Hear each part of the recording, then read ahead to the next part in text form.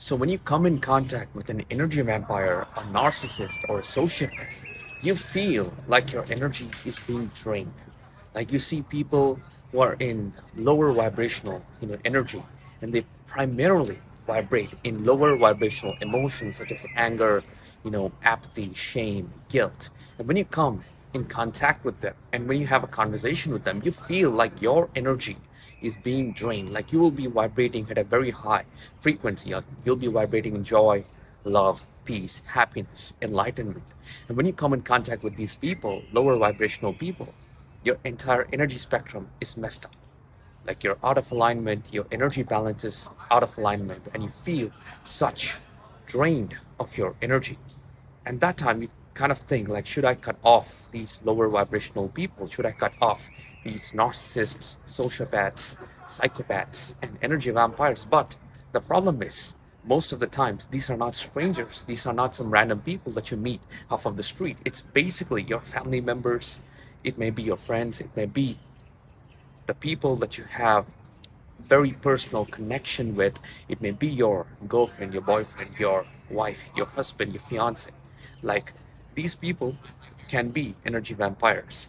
Now, you being drained of your energy is basically you being drained of your vibration by the people who are close to you.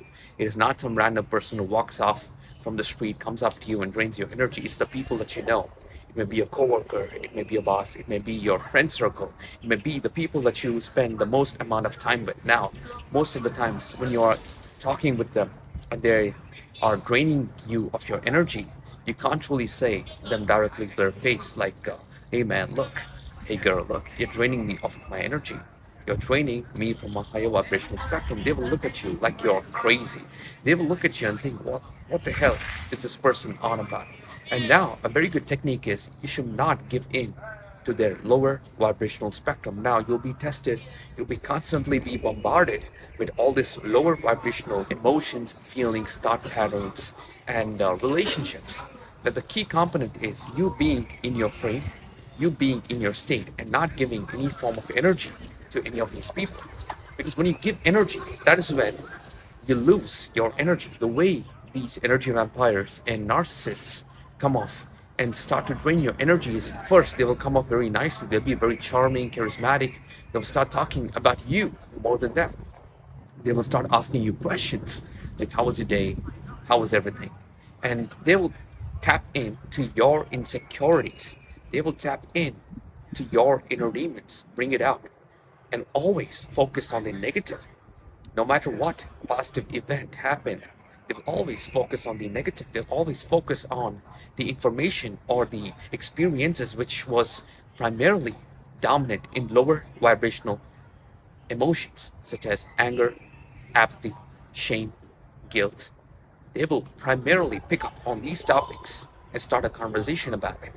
They will always target, you know, trauma. They will bring out your insecurities. They will tap into your inner demons. And that's when they will see you go from a very high vibration, dip down to a very low vibration. Now, empaths or people who feel other people's emotions and energies are very in tune with other people's thought patterns, their feelings and emotions. Usually, empaths are the ones who attract a lot of narcissists, a lot of sociopaths, psychopaths, and energy vampires. It's because both of their relationships, kind of match in together and they blend in very well. So this empath feels other people's energy. This empath is overly caring, overly emotional, a good listener. Now these narcissists taking all the energy to themselves. Energy vampires are just sucking off energy from other people. They do not have a connection to the source. Like there's abundance of energy in this universe. There's abundance of energy everywhere. Like through nature, you can receive abundant energy. But the thing is, these energy vampires do not have the ability to get that abundance of energy. So they tap into other people's insecurities and they feed on the energy of other people, of the people in their surrounding. Now, empaths are the ones who are very sensitive to other people's energy. They kind of are the person who's manipulated the most by energy vampires.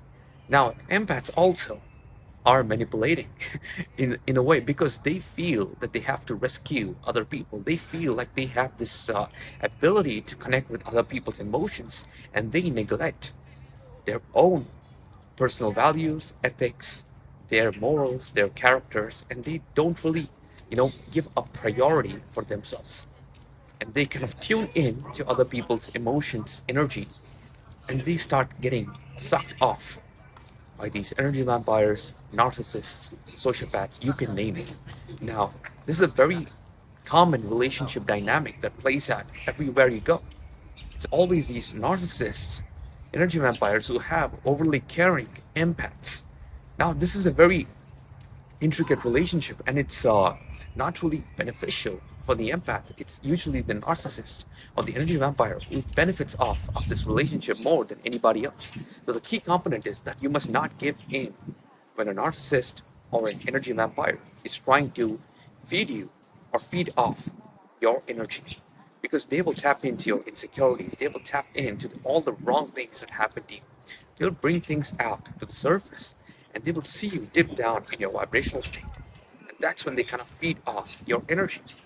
And you are not even conscious when you have a conversation with them. Like, you'll be having a normal conversation, and then you will realize, like, why do I feel so angry? Why do I feel so much shame? Why do I feel so much guilt about talking to this person? And I feel so drained after having a conversation with this person, with that person. And that's when you realize that they are sucking off your energy. They are essentially lowering your vibrational state. Now, how you can avoid this is by staying in your state, not letting any external circumstances kind of trigger any thought pattern, which then correlates to an emotion, does not bring up any, you know, insecurities, does not bring up any inner demon that you are holding it inside. Now, it is very surface level when you just focus on these triggers. The key component is you have to do the inner work, because when you do the inner work, let go and actually elevate your state, it'll be much more easier for you to not be triggered by these energy vampires. It'll be so much more easier to not slip into your insecurities or your trauma when you have let go of the trauma. So when you have let go, you must not be triggered by these energy vampires, because when you're going off balance, when you're going out of alignment from your higher vibrational state, you fall into this lower vibrational pitfall. And they keep circling around there. And these energy vampires, they kind of source you as an infinite source of energy. They kind of connect to you, tap into your insecurities, and they kind of pull the energy from you. And that's when things go off balance. Like, you will find yourself manifesting events, situations, and experiences correlating to the lower vibrational emotions, such as anger, guilt, shame, apathy, and you know it. So stay in state.